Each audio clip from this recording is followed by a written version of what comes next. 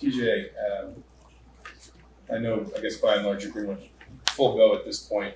As you've gotten back to that portion of recovery, what have been maybe the most difficult parts? Has it been dealing with any soreness or maybe learning to trust things so you just do things instinctively without thinking about the injury? I mean, is there anything as you kind of get back to pretty much full go that has been a different kind of challenge for you? Yeah, I have sore days, and at first it was mentally, I had about a lot of mental stuff, so I can get back out there and get comfortable and playing my game. Mike on your right. Just DJ, just continuing on that, was there like a day in fall camp or in the last few months when you just kind of got comfortable and like, okay, it's going to be fine, I don't have to worry about this anymore? Yesterday was that day. I came out, I felt real great. I felt like myself again. I was still battling out of slumps.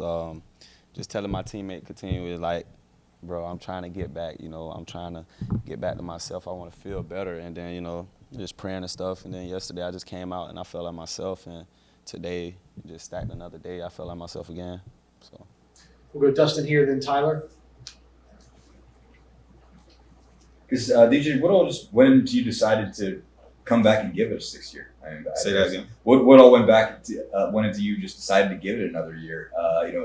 Having a major injury and all that, and just considering how much you bounced around and everything, and what all went into you deciding I'm gonna try this one more time and go through this rehab?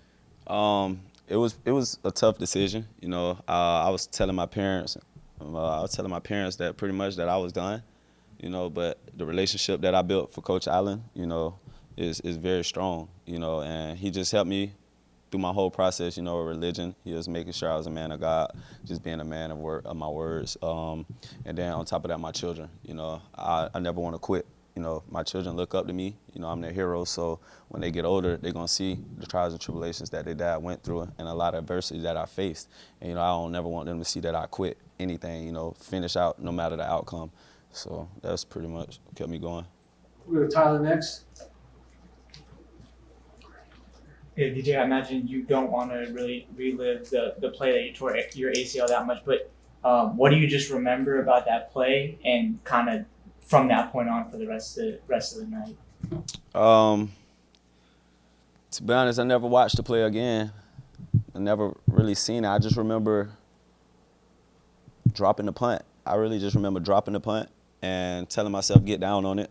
When I was down there, I was like, my knee. I was feeling my knee. I was going to try to get up, but I just knew ASAP. Like, it was a feeling I've never felt before. I've been playing football a long time, and it just was a feeling that I just never felt. So I instantly knew something was wrong because I didn't prop right up, and I took a lot of big hits in my career before, and I usually pounce right up. I didn't pounce right up, so.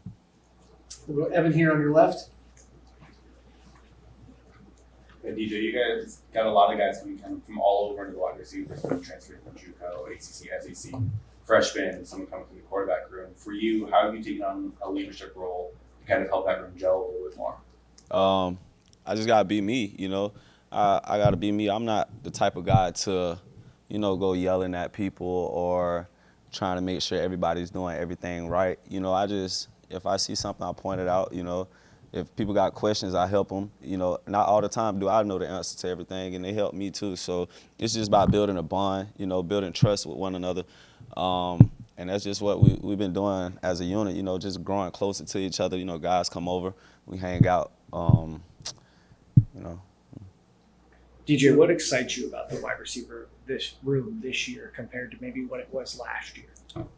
We have a lot of playmakers. We got a lot of playmakers, and just like I say, the bond that we built. Like we're united as a whole right now. Like we all get together at times. There's times that we'll be together outside of football, and just building trust with one another. And that just make you want to play harder for your brother. You want to be in competition. You want to go to battle with your brother. So. We're going to Tyler, then Mike, and then Jack will wrap us up. DJ, I guess first, how is Seven doing? And through the recovery process, were you able to spend time with her? What was that just kind of like, from the time that you got hurt, now trying to get back to the field? Seven's doing great. She's getting bigger. She's terrible to age, so she's running daddy crazy.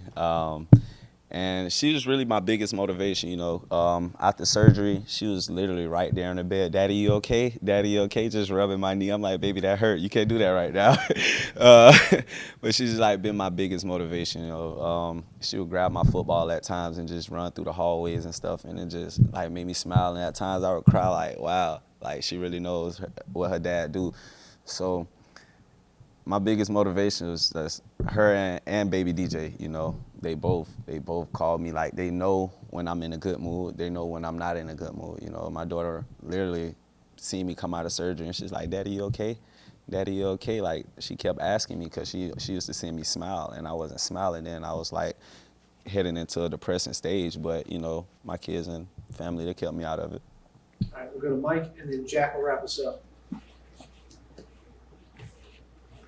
Yeah, DJ, it seemed like you were out there at that post-game podium every game before you got hurt last year. You know, you filled that playmaker role. How hard was it on you personally to then, you know, in a moment have it all taken away, like, you know, and have to just sit and watch your teammates struggle on offense last year? It was pretty hard, you know.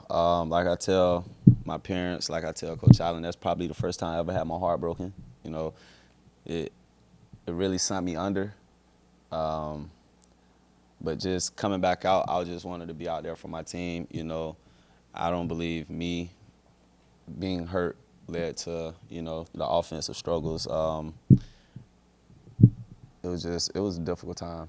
I would say it was just a real difficult time. All right, Jack. DJ, just what's it been like for you working with Coach Henry so far, and what do you how do you think he's helped you as a receiver this year?